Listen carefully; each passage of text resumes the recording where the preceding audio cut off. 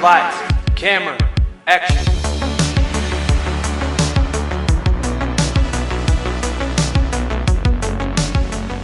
Hey everyone. Hey guys. Welcome back to the podcast. This week we are going to be covering The Incredibles. So let's not waste any more time and just jump right in. All right. So The Incredibles was released on October 24th of 2004. It was directed by Brad Bird, who also voiced Edna Mode. Fun fact there already. It is starring the voices of Craig T. Nelson, Holly Hunter, Sarah Vowell, I think is how you say her last name, Spencer Fox, Jason Lee, and Samuel L. Jackson. It was distributed by Walt Disney Studios Motion Pictures. It had a runtime of 1 hour and 55 minutes. It was rated PG. It had a budget of $92 million, and the box office total was $631.6 million. What was the original budget? 92. Wow. Yes. So that was a huge profit. Yes. That's awesome. Very much so. Wow. Okay, cool. So I have quite a few fun facts. Awesome. But they're each short, so. Okay. The first one is that The Incredibles was the first Pixar film to star human characters. Before, it was movies like A Bug's Life, Finding Nemo, Toy Story, and that kind of thing. Which Toy Story did have humans in it, but it wasn't like... It was very brief. Yes, yeah. And they looked freaky. Kind of. Yeah. I never thought that, but... At least the first one. They looked kind of strange. Yeah, I could agree. The Incredibles is also the first Pixar movie to be rated higher than G. So all the other Pixar movies before this were G, and this one is PG, just because there are, and John and I were talking about this, like there are some darker themes in this movie, and I never really realized it when I was a kid, but there's just some darker storylines here and there, and violence. Okay, next one. Originally, there were actors lined up to voice Edna, but during practices, Brad Bird, who was the director, would fill in and read her lines, and he was so funny and so good at it that they decided he had to be the one to voice her. I love that. He did an awesome job. He's so funny. I love listening to it, just like watching it and knowing that it's Brad Bird. Yeah. It cracks me up. Yeah. My next one, I guess I should have thrown it in with my first one, because it is also, The Incredibles is also the only Pixar film as of 2022. I don't know about the ones that have been released like this past year, but it's the only Pixar film as of 2022 that did not include the Pizza Planet car as an Easter egg. Oh, really? At least no one has spotted it if it is in there. So it's either like really crazy hard to find, right, or they just didn't put it in there. Interesting. Yeah, which I was reading an interview with Brad Bird, and he said that he was just kind of, because they asked him about it, and he said, I was just so focused on making a movie. Like my mind didn't go that way to put a Pizza Planet car in. So he said, I wouldn't be shocked if the animators did put it in there, but I also wouldn't be shocked if it just didn't make it in because I didn't say anything about it. Sure. So, yeah. So guys, just look out for Pizza Planet car. You gotta have some good eyes if it is in there. My next one is that Spencer Fox, who voiced Dash, was required to run laps before he said his lines, so he sounded like he was out of breath from running. In the scenes where Dash is running. Right, not every not every line. Yes. Next one. When Brad Bird first pitched the idea for The Incredibles, Pixar was afraid of how well the movie would do, and they were hesitant to take it on. So he asked if he could do it, but just with the least popular animators or the ones who were least likely to stay with the company. So they ended up allowing it, and the film was originally actually supposed to be 2D, like the animations you see at during the end credits. Like the Iron Giant and all that. It was supposed to be 2D cell animation. Yes. Which would have looked awesome. Yes, it would have. But I mean, it looks great now too. So yeah. The Incredibles was the most sold DVD in 2005 at over 17 million DVDs sold. Wow. Just in that year. I believe it. So I'm curious. I didn't look it up. I should have. I'm curious how many DVDs have been sold just since it was released. Right. Yeah. If it was just the total in today. That year was 17 million. Yeah. Next one. You might notice that there are some similarities between The Incredibles, like the family, and another superhero group. The Fantastic Four. Yeah. So Fox Studios had a Fantastic Four film coming out at the same time. Like, I think it was in the same year. Yes. And they realized that they'd be competing for audience because, Right. they're both superhero movies and they're very similar as far as like, Elastigirl and Mr. Fantastic. Yeah. And so Mr. Incredible and The Thing. Right. Violet and Miss Fantastic. Yeah. Yeah. So lots of similarities. So apparently Fox had to end up doing some rewriting and reshooting in order to change it up a bit. And it ended up costing them like $20 million. Wow. Yeah. But, I just lost what I was going to say. Oh, so they were afraid because there were a lot of like the animated scenes, like just animating humans is hard. Right. And so the people at with the Fantastic Four film were really nervous because they were like, we cannot let a cartoon outdo us, Right. with the special effects and everything. So they just really had to kind of up their game. So, Competition is good. yes. Okay. My next one is that the title of The Incredibles was originally going to be The Invincibles, which I don't think is as good. No, The Incredibles is a lot better, and I did not know that. Yeah, and it also, in my opinion, like, it makes me question, like, oh, so are they invincible? Like, nothing can kill them, Right. 2 more. First one is that Metroville is the town that they live in. Okay. And they got that from a combination of Metropolis and Smallville. Yeah, both from Superman. Yeah. Yeah. He grew up in Smallville, Yes. Kansas, and then Metropolis is the city he lives in. Yeah. And my last one is Bon Voyage, which is one of the villains that appears in The Incredibles. He appears as an Easter egg in Ratatouille. So he's he's a street performer in the background. Which, by the way, was also directed by Brad Bird. Ratatouille was. I did not know that. Yes. But yeah, so he shows up in the background as a little like street performer guy in the background of a scene. So, all right, that's all I got. Ready for production details? I am. Before I jump in, I have a quick fun fact for you. Okay. Did you know that Syndrome was originally not the villain for the movie? I don't think I did. Yeah, so originally they were going to have a villain called, I think you pronounce it Zarek. It's Xerek. Yeah. Syndrome was planned to be in the film as a villain, but kind of in the same way that Bon Voyage was just kind of like a side villain in the beginning type thing. Yeah. Syndrome was going to be someone that I think they said that they were going to have him break into like the Parr's house, and he ended up like dying in an explosion, just kind of like a side character type thing. But interesting. As they were coming up for the background for him, they found him to be really compelling. So they made him the villain. Yeah, very cool. Oh, also, did you say in there who the voice actor is for Syndrome? Did you state that? For Syndrome? Yeah. Yeah, Jason Lee. Okay. Fun fact for our viewers who don't know who Jason Lee is, most of you probably know him from My Name is Earl. That was one of his big breakthroughs in Hollywood, but originally Jason Lee was not an actor at all. He originally was on the Bones Brigade with Tony Hawk as a professional skater, and he ended up leaving the skating profession altogether to pursue acting after he had a couple wrecks and he was just kind of tired of skating. He's continued to skate now, but he also has a successful acting career too. Yeah, that's crazy. Yeah. The only movie that I had known him from is Alvin and the Chipmunks. Yes, he also plays starred in Dave. that. Yes. All right, so production details. So you're going to have to bear with me a little bit because in order to talk about how The Incredibles came to be, we actually have to talk about one of Brad Bird's other movies. So sit back, relax, and enjoy this little story time.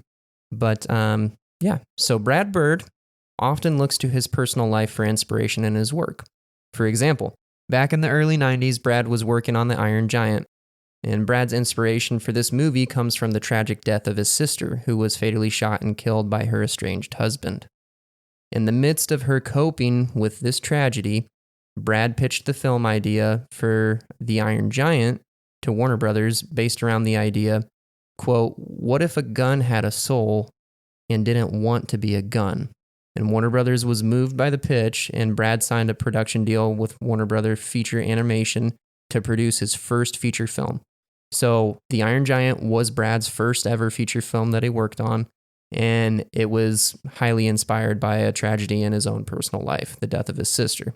So while working on The Iron Giant, things were going extremely well.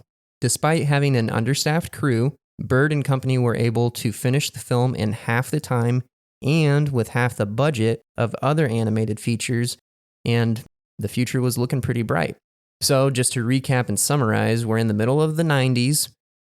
Brad's working on his first feature film. He's approaching middle age. He's beginning to experience success, and he has high aspirations for his future filmmaking career. While all this is going on, he began to ponder if his career goals were only attainable at the cost of his family life. And this was ultimately the catalyst that gave Bird the idea for The Incredibles.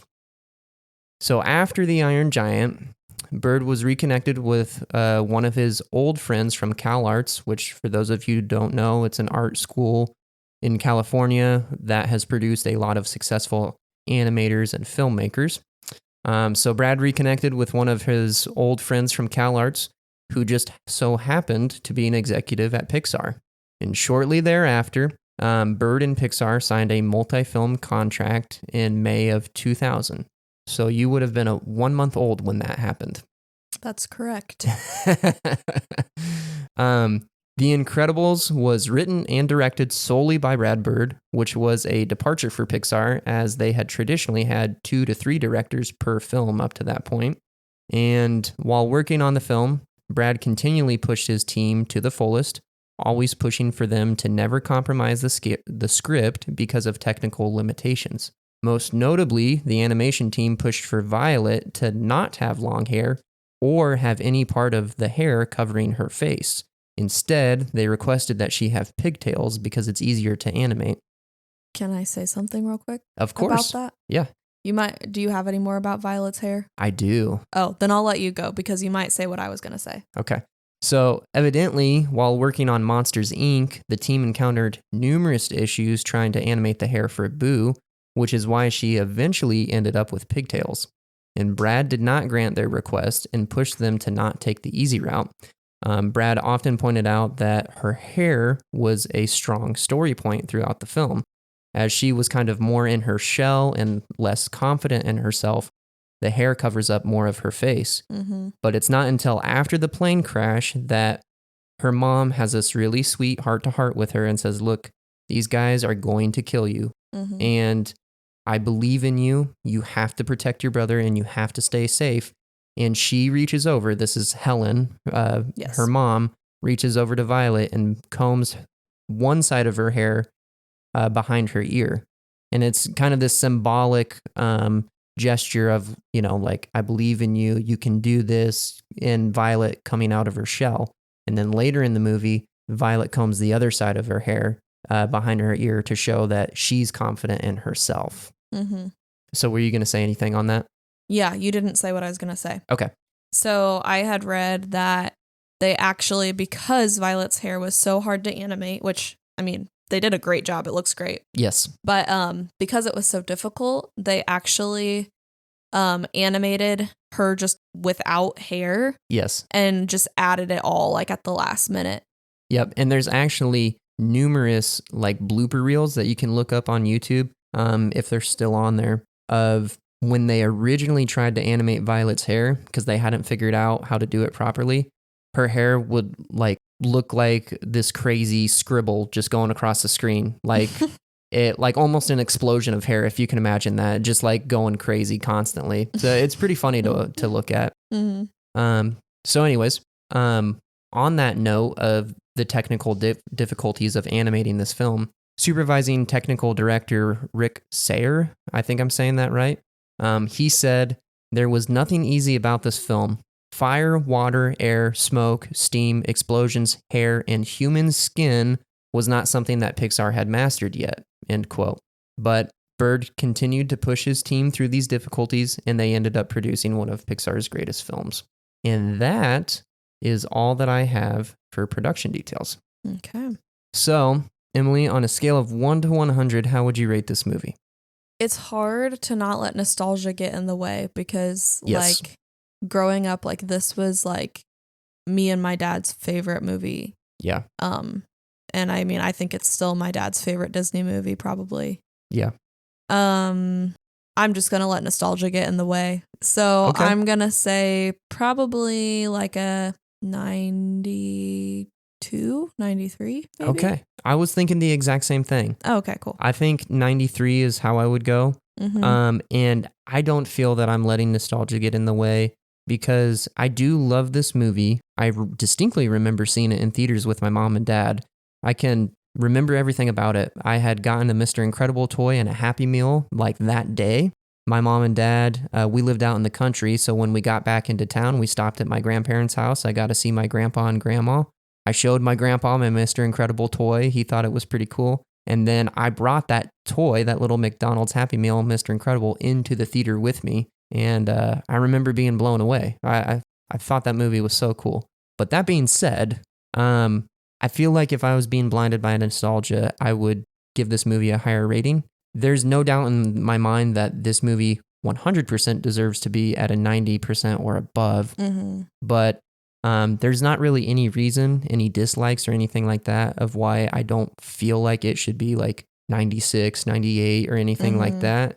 But just you gotta like, leave some room in the scale. yeah, you have to leave some room in the scale for your movies like Interstellar. That's like hands down a 98, 98 and a half, I think is what we gave it. Mm-hmm. So yeah, I would strongly say like 92, 93 would be what I would give it. Yeah. So let's just split the difference. 92 and a half is our score. Okay, sounds good. Yeah. And I was going to say this, but I didn't want to interrupt you earlier. But well, thank you. I also had a Incredibles Happy Meal toy. Nice. But mine was Jack Jack. Oh, I also had Mr. Incredibles in credit card too. Wow. Yeah, I had two. So see, I didn't go to McDonald's that often, but I used to like it back then. I won't eat it now. I eat it all the time. I can't stand it. Their fries are good though. Okay, this is not what we're talking about. Back on topic. So The Incredibles. Favorite scenes. Favorite scenes. That is a tough one, but I think without a doubt in my mind, it's when Mr. Incredible goes into his office after he has got the message from Mirage on that little tablet, like basically like calling him back into action. Mm-hmm. And just like he looks up from his desk and you see all these pictures of like, there's like a drawing that a kid made and gave it to Mr. Incredible of him like saving the day. And there's this awesome poster of all these superheroes and Mr. Incredible's at the front and all these like newspaper, pictures or newspapers that he framed and stuff. Like, I just think it's a really cool moment of being able to clearly communicate to the audience what that character is feeling in that moment. Mm-hmm. And visually, it's just like, I love kind of the Art Deco style that they have with like the poster and everything. It's just, I feel like it's a really powerful moment of being able to feel what Mr. Incredible is feeling and kind of that longing for the glory days. Mm-hmm. And I think that's really cool. And I will also say one of my favorite moments in the movie is the opening scene. That was something that Brad Bird was pretty hardcore about, saying we cannot do what other superhero movies do because they usually open with like these loud, crazy action sequences. Right. We have to set ourselves apart. So he had this like interview documentary type thing. And what's really cool about this, and I never really noticed it until researching for the movie, every single thing that the characters say, so you have Mr. Incredible, Elastigirl, and Frozone, the ones being interviewed, they end up doing the exact opposite of what they say in the interview as kind of life progresses and they grow.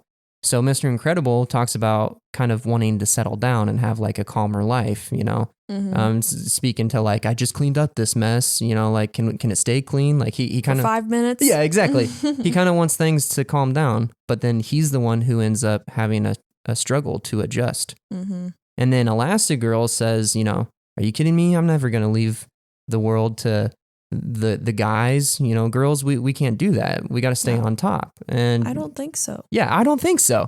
and she has this big speech about like that she's never going to slow down and do anything because you know, she has to keep doing what she loves. Right. And she's the one who actually fully embraces settling down. Mm-hmm. And then you have Frozone, who's the ladies' man, who's talking about all these, you know, super chicks and everything, and that they're cool and all this stuff. And he's the one who ends up getting married. Mm-hmm. And he's, you know, he has a sweet wife that he loves, and who's the greatest good he's ever going to receive, according to her. And I will just- correct you. what is the quote? I am the greatest good you are ever gonna get. Not receive. Okay, I was pretty darn close. You I were think we're close. splitting hairs at this point. But anyways, it's kind of interesting how you can look at the snapshot of somebody at one point in their life and it's a complete 180 down the Mhm. road. And I feel like that's really true to life sometimes too. Yeah, I agree.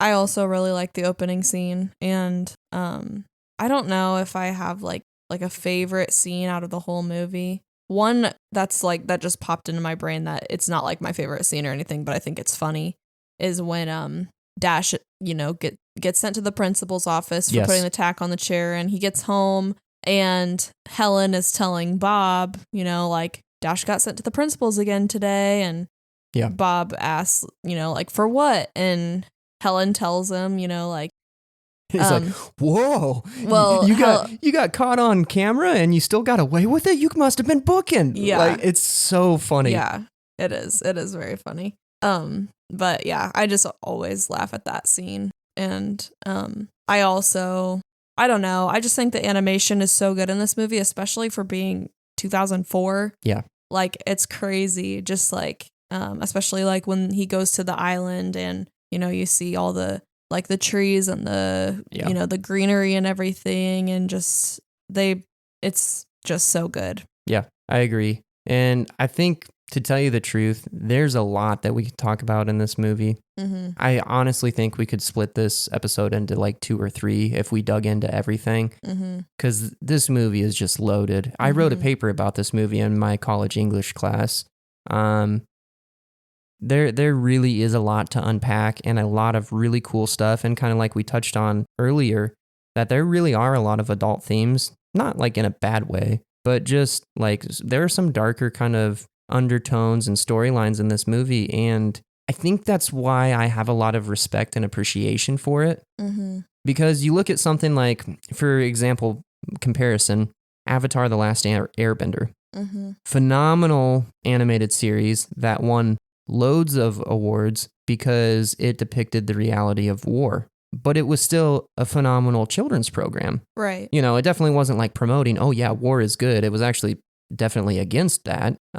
But it also didn't sugarcoat anything. And I think that's really important sometimes in society to keep in mind that, hey, like there are definitely things that we need to protect our kids from because they're too young. Right. They don't need to know about this stuff yet. Mm-hmm. But there also is like, it is a line that has to be walked delicately, but they also need to be aware of the realities of life too. Mm-hmm. And, you know, because if you have somebody that's wrapped in bubble wrap for the entirety of their life, they're going to get a rude awakening when they're in the world on their own. Right. And I think that, you know, they walk that line perfectly. I never feel like it's egregious or overbearing or too much or anything in watching this movie. And it tells a really compelling story, a really, really good, strong, powerful story, while not catering to solely a 5-year-old. Right. You know and what I mean? I remember watching this all the time as a kid, and a lot of the more adult themes like went right over my head. Like it wasn't Yeah. until later on that I was like, oh, like Right. that's what this was, you know, Right. like And it's not even like this, that's not like we're saying that this movie is like loaded with like sexual undertones or no, anything it's like not that. because inappropriate. Definitely it's just, not. Just yeah. like the idea of like, you know, like terrorism and death and manipulation and, you know, like extortion, like they're all sorts of things in there Mhm. that you can really dig deep into. And it's very, very interesting, Right. but it's not overt or bad. Right. You know, Yeah. it's very good, very powerful, and I enjoy it. I also really like that you can feel like the movie takes direct inspiration. And Brad Bird had said this himself. Took a lot of inspiration from like comic books from the 1960s, as well as just kind of that era, like the 50s, 60s era. I think that's cool. As well as spy movies. And I feel like, especially listening to the score of the film throughout, it's like, yeah, this kind of feels like an old James Bond movie. Yeah. Like at the times. music, like some of the music sounds almost identical to some of the James Bond music. This is another movie where the score on this movie is fantastic. Yeah. Really is a really great score. And I really enjoy this movie through and through. I think that it's one that I could never get tired of, and one that has a lot of powerful messages. And, you know, there is one thing that I guess I kind of want to dig deep into, which is that this movie is heavily criticized by like film critics for promoting a really bad agenda, which is, I forget her name. I should have written it down because I knew I was going to talk about it, but I think her name was like Anne Ryan or something like that, who basically produced a work back, like way back, I think maybe in the 80s, 70s, somewhere in there, like not close to when this film was being made, but basically produced this writing saying that people who are a part of society that are exceptional should not be limited or bound by rules or laws or regulations or anything like that, and was really advocating for more or less like the elite to be able to do whatever they want. And so there were a lot of people who criticized this film, saying that it was kind of promoting that message, and Brad Bird strongly fights against that, saying, no, you're completely missing the message of the movie, because it's easy at surface value to kind of see where they would make that connection, because you have like the supers are forced into hiding, and then they basically have to come out of hiding, and it's good for everybody, so they should have never been hindered. But the reality is you're forgetting one specific scene where Dash is kind of having a debate with his mom about supers and powers and limitation, and she says something to the effect of, you know, Dash, this is what we have to do, this is what's right, and essentially that they need to obey the law. And I think that really encapsulates that if they truly believe that they shouldn't have been limited, then they would have just been doing whatever they want. Right, yeah. And ultimately, what ended up happening was that the point of the movie is that you need to use your powers, your gifts, whatever they are, whether it's physical prowess or smarts or creativity, whatever that looks like, you need to use that for good, to benefit others. Because you have the direct foil, the opposite of that, with Syndrome, who is extremely technologically savvy. You know, I don't have any superpowers, but I'm able to create them, and I'm going to sell them to the world, and then everybody's going to be super, and then nobody will be. And he has this whole thing where he's basically capable of producing this technology that nobody else can do, kind of like an Iron Man or a Batman type character. Doesn't have powers, but is incredibly smart. Right. And his goal, his plan, his goal to take over the whole world is to use his powers for selfish gain. He's going to get rich, and he's going to change the world into basically whatever he wants it to be. And that's bad. You should not use your gifts, whatever that is, whatever that looks like. And if you're saying you don't have any, then you're kidding yourself, because everybody is giving something, whatever it looks like. You are given a gift in this life. You got to use it for good. You got to use it to benefit others. Yeah. Well said. Well, thank you. So, is there anything else you want to touch on? No, I think we should probably wrap it up because we have a guest coming on. Yes. So in the studio today, we have one of our good friends who's an up-and-coming, aspiring filmmaker. He actually just released his first short film on YouTube. His name is Jordan Bewley. And the name of his channel, we're going to have it linked in the description below. It's called JB Productions. That's JAYBE Productions. And about 2 weeks ago, he released his first short movie called I Am a Writer. I have personally watched it, and I love that movie. So if you haven't seen it, go check it out. Show some support and some love to Jordan. And we're just really excited to have him on the podcast today. So Jordan, thank you for joining us. Of course, I am very excited to be here. Yeah, well, we're glad to have you. And we love The Incredibles. We know that you love The Incredibles too. Oh, yeah. So we've got some questions lined up for you. Does that sound good? Oh yeah, that sounds Sweet. great. So, as you know, the first thing we like to do here is just on a scale of 1 to 100, how would you rate the movie? All right, I've thought about this. I think I'm gonna give The Incredibles a 99 out of 100. Wow, that is a strong score. The only reason I give it a 99 out of 100, Mhm. I think this is a perfect Pixar movie. Okay. And is definitely probably one of the best they've ever made, considering it came out during their golden age. Yes. The only thing that sets it back just 1 point is some of the animation sometimes can look just a bit dated. So Yeah.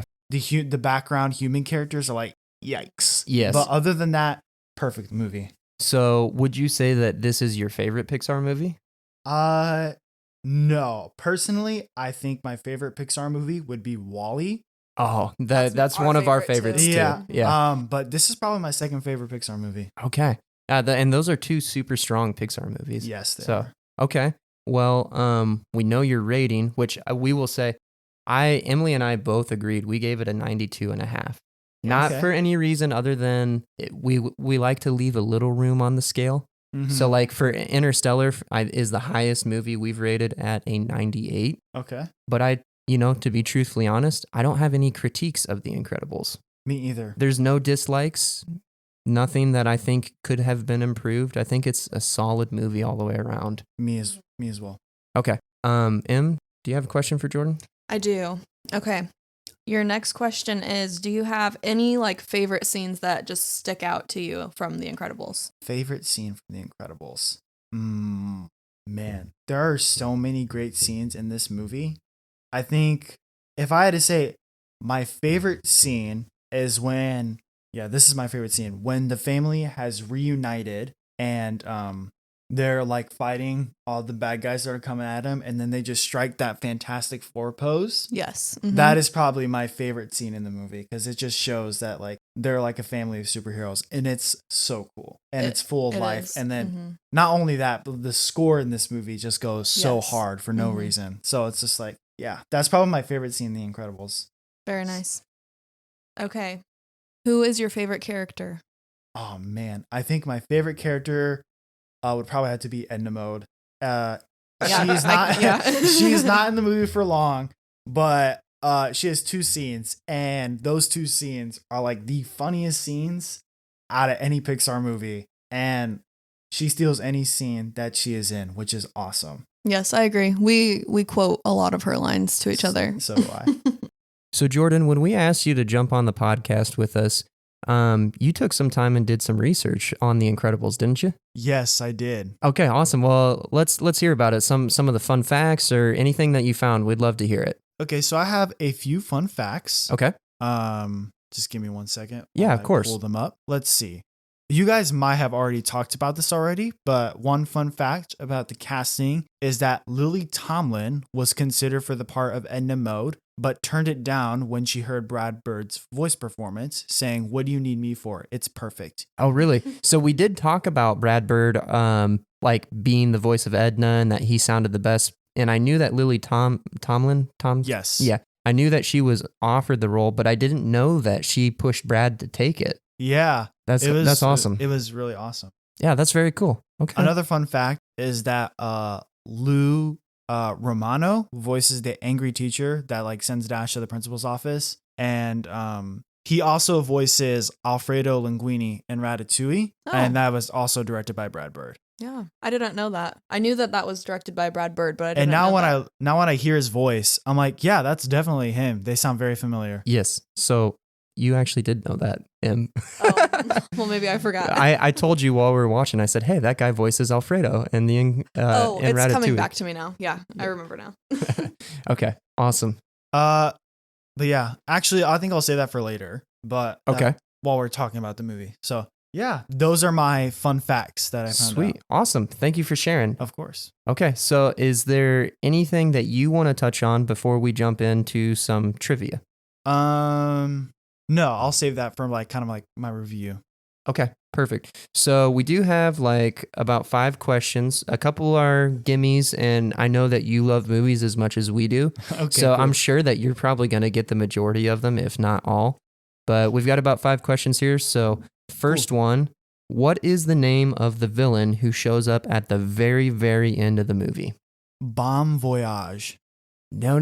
That he's at the beginning of the movie. Oh. The very end of the movie. Oh, the at end the of track the movie. meet. Yes. Oh, his name is the Underminer. Yes. Yes. I love him. I think his voice is hilarious. He's the Yes. Pixar employee who shows up in every Pixar movie, or at least used to. They don't do it as much anymore. Yeah. But yeah. Okay. Okay, next one. Which power does Violet use more often in the movie? Force fields or invisibility? Ooh. Okay. I think she uses. Oh, I can't count that. I would say, does she use force fields more? Yes. Ah, Yep. Good let's job. Awesome. So this is another gimme, but what's the name of the boy Violet has a crush on? Tony Reidinger. Yes. Awesome. I love when they're eating dinner and Dash says she'd eat if it was Tony Loaf. Yeah, exactly. I finally heard what he was saying the last time I watched. I'm like, oh, that's what he's saying. That's hilarious. Yeah. Okay, next one is what is Frozone's name? Oh, his name is Lucius. Yep, That's his good first job. name. And final question. I know you're going to get this one because we like kind of talked about it a moment ago. So why did Dash get sent to the principal's office? He put thumbtacks on his teacher's stool. Yes. And he got caught on camera and still got away with it. Yeah, I just don't know how he does it. There's no tack when I'm sitting down. Then when I sit down, there's a tack. Coincidence? I think not. Yes, I love that. It's such a great line, highly quotable. And then we talk about this earlier on the episode, but when Bob is like, whoa, you must have been booking. Like, Yeah, because something interesting is actually happening in the Right. life. That's perfect. yeah, that's awesome. Okay, man. Well, that's all the stuff that we had prepped beforehand. So it's really kind of like open season. What do you want to talk about related to The Incredibles? Let's just talk about how much I love this movie. I've just Yeah. fallen in love with it. And The Incredibles is one of the first movies I can remember growing up with as a kid. Yeah. Never really liked animated movies as a kid, so now that's why I love them now, because I finally rediscovered how magical they are. Yes. And but I've always loved The Incredibles. But man, watching it as almost an adult, it is crazy just how adult this movie is. Yes. We were And- talking about that too. It's crazy. Yeah, it's just like Brad Bird's writing just is very grounded and so relatable, especially like in Ratatouille as well. It just feels so real. Like Yeah. there's no dialogue that doesn't seem like it's not natural. Right. Like Bob and Helen's relationship just seems so real, and like that seems like how marriage like can actually be sometimes. Right. Mm-hmm. Yeah, I agree. It feels very true to life. And we talk about that earlier too, just how like there aren't any like overt adult themes, if you will, but there's a lot of adult concepts or darker undertones, not in like an aggressive way, but just in a like a very true to life sort of way. Definitely. And I appreciate that. It makes the film feel grounded, as well as you very much feel the stakes of the situation. Definitely. Yeah. It's crazy just how human these characters really are. Something that I noticed in my most recent watch through was in the beginning of the movie where they sit down and they're interviewing the superheroes, which again is a great Yes. way to introduce the movie. Yeah. Mm-hmm. Bob is asked, in a few years, I would love to settle down and raise a family. And then Elastigirl says, settle down? Like, are you kidding me? Like, I don't want to do that. And then you go 15 years, superheroes are now illegal. We see Helen is completely satisfied, Mhm. having Yep. 3 kids, Yep. living a normal life, raising a family. And now Bob is super discontent. I just, I was like, wow, like that's crazy that they both kind of like switched bodies for a second. And Yeah. I was like, wow, that was really, really cool when I noticed that. Yeah. I I love that you picked up on that because we talk about that a little bit earlier too. I think it's a really great plot device Yes. to kind of subvert expectations a little bit. hmm And same thing with Frozone too. He talks about he's kind of the ladies' man, talks Yes. about these super chicks and everything. And then he settles down with his wife. Like Yeah. he someone like that you wouldn't expect to get married, but he did kind of did the opposite. So I think Brad Bird is a genius. Definitely. Yeah. Another thing that I noticed is when Mr. Incredible is trying to stop the train at the beginning of the movie, he actually closes his eyes when he is getting ready, when he's bracing for impact, indicating that these heroes like aren't like super invincible and that they still like are getting hurt. And I was like, wow, like he just continues to ground these characters, and it's just amazing. Yeah, no, that's awesome. I don't know that I've even picked up on that before. Yeah, I haven't noticed it either. Yeah, but I mean that's super cool. Just like you said, I mean it's such a minute detail that really elevates the movie by making the stakes real for that character. Yes. He's not sure. I'm sure he probably thinks he can stop the train without an issue, but there's maybe that sliver of doubt where he's just going to close his eyes and prepare for the worst.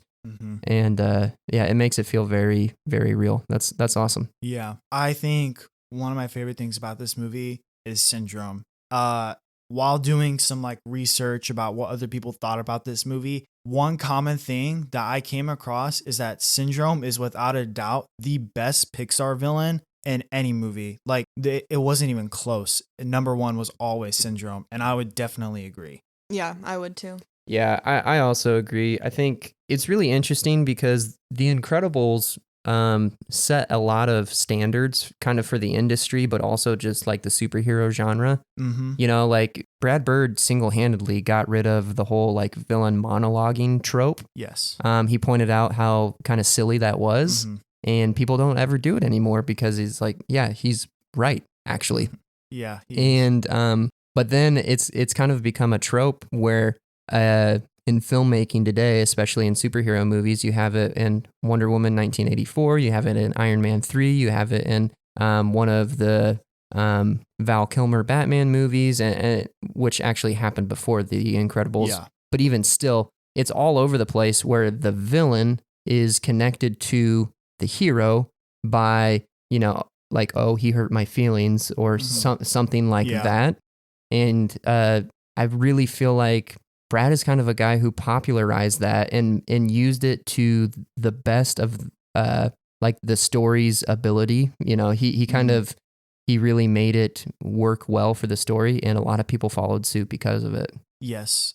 Yeah. It was what Brad Bird did with this movie is incredible. Also, oh wait, no pun intended with that. Yes. Of course. Yeah. This is also the best Fantastic Four movie. Without a doubt, it hasn't even come close yet. Marvel, you can try your best, but I don't think it's gonna happen. I agree. We actually talk about just kind of the comic book influence, specifically the Fantastic Four on The Incredibles, and it's so obvious. The Fantastic Four was Marvel's first family, and 3 of the 4 Incredibles, I guess technically 5 if you count Jack, but 3 of the 4 Incredibles have the powers of the Fantastic Four. Yeah. And it really is. I mean, it's a great superhero movie, kind of spy espionage. You got kind of those themes too. And it's really just all the way around. It's solid. Yeah. Did I just say this? There's not one scene where it feels like a waste of time. Like, every scene is enhancing the plot, which is awesome. Yep. I am always on my feet when watching this movie. I am always paying attention. I'm never bored watching this movie either. There's like not one scene where it's like, I don't really need to watch this. Like, I'm on full alert when Edna is on screen. Yeah. All right. Awesome. Well, is there anything else that you think you want to touch on? This movie's really funny too. Like, the comedy is great. I just love Bob's boss. Rex has always been my favorite Toy Story character. So to see the same voice actor be his boss, his voice is, I love his voice so much. It's just like, we're supposed to be helping our people. It's just great. Anything else I want to touch on? The animation, even though I kind of complained about how the background characters look, it still looks really nice. I love the costume design for the superheroes. But yeah, I love a lot about this movie. Beautifully shot, beautifully animated. $92 million went into this movie. That it definitely shows how much money and heart was put in this movie. Another kind of like fun fact that I found out about the movie was that Syndrome Syndrome's costume was designed by Edna. And I think it was, I don't know if it's a theory or if it's fact, but there's a theory at least that Edna saw the evil in Syndrome's eyes, and that's why Syndrome has a cape. Oh. That's That's a good very theory. interesting. Yeah. Also, So sorry. I will say I had no idea that that's the same voice actor. That literally is what I was just about to say. Yeah. As Rex in Toy Story. I that's never him. knew that. That's him, yeah. But like now that you said it, I can hear it. I can hear it. I can see it. That's also the inconceivable guy from Princess Bride. Oh, really? Yeah. Yep, that's Okay. him. Mm-hmm. That's wild. That's so funny. Awesome. Well, last thing I'm going to touch on. So, Jordan, I was 6 years old when this movie came out. I saw it in theaters. I remember seeing it with my parents. You would have been 4. Mm-hmm. Jordan, you're younger than us. Yeah. You're actually still in high school, and you have these awesome film aspirations, which like I admire so highly. I think that's so cool that you're doing that. Thank you. How old were you the first time you ever saw this? Ooh. Okay, so The Incredibles did come out before I was born. I was born in 2005. Okay. So I would say, I think I was about maybe 4 or 5 years old when I first watched this movie. Okay. I would assume. Yeah, so right in the same wheelhouse as us the first time Yeah. that we watched it. Mm-hmm. I remember my mind being blown when I saw it. Yeah. Yeah. I just remember liking it, and then as getting older, I started to really like it, and then I started to love it. Yeah. And then I do remember seeing Incredibles 2 in Mhm. theaters. Yeah. And then I rewatched Incredibles 2. I'm like, you know what? It's just not as good. I I agree agree. 100%. First one is solid, phenomenal movie. Second one it's good, but not anywhere near It's as just good as the first. average. Mm-hmm. Yes, I agree. Yeah. Yeah. All right, Jordan. Well, thank you so much for joining us on this Of week's course. episode. Well, thank you so much for having me. Yeah. This has been a great opportunity. Of course. We've had a lot of fun. We really enjoyed it. And, we wish you luck in your future movie making endeavors. Thank you. Yeah. Thank you. Of I'll course. make sure to tell everyone about your podcast. Oh, well, thank you. We appreciate that. Of course. I can't wait to be in future episodes too. Oh yeah, we've got multiple seasons planned, and someone that shares as much love for movies as we do. We got to have you back sometime. Thank you. Well, I will be back as soon as possible. All right, thanks, Jordan. Of course. Thank you for having me. So next week we are going to be covering Apollo 13. That is streaming on Peacock if you are interested in watching it in advance in preparation for our podcast.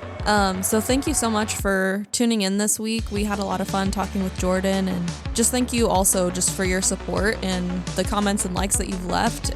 We couldn't do this without you guys. So we will see you next week. Bye.